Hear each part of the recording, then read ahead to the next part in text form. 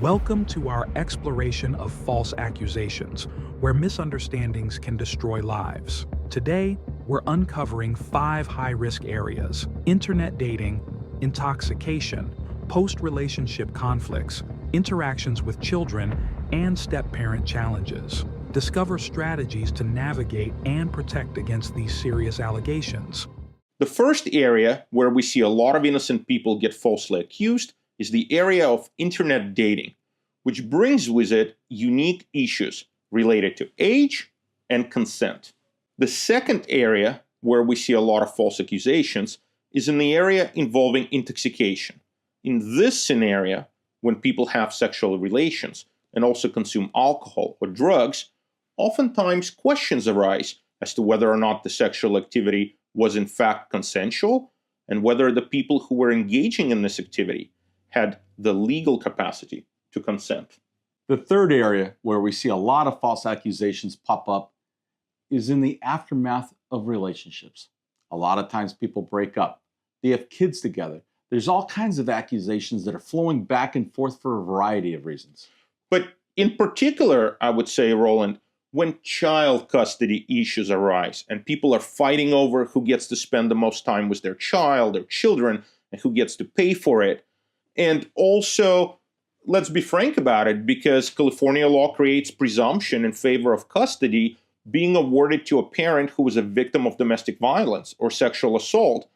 All of that sometimes can create a very good reason for somebody to falsely accuse their former partner of sexual assault or domestic violence. The fourth area where we see a lot of false accusations is where adults interact with children on a regular or professional basis.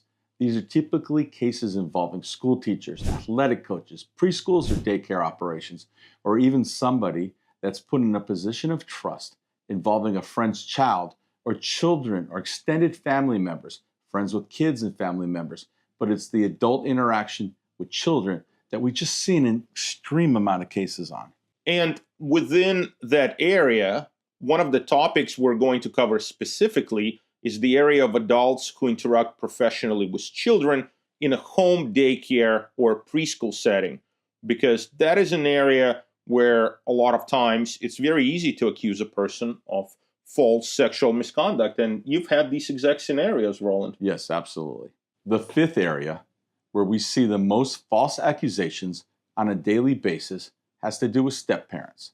This area in particular is just a breeding ground for false accusations. The role of a step-parent is admittedly a very difficult one, but unfortunately, it often brings with it issues of divided loyalties, biological parents being involved, child custody situations, and especially scenarios where the step-parent is forced to become the disciplinarian, and how that oftentimes results, unfortunately, in false reporting of sexual misconduct, especially when it's reported to people who are mandated to forward the report and act on it, such as social workers or teachers or other types of professionals.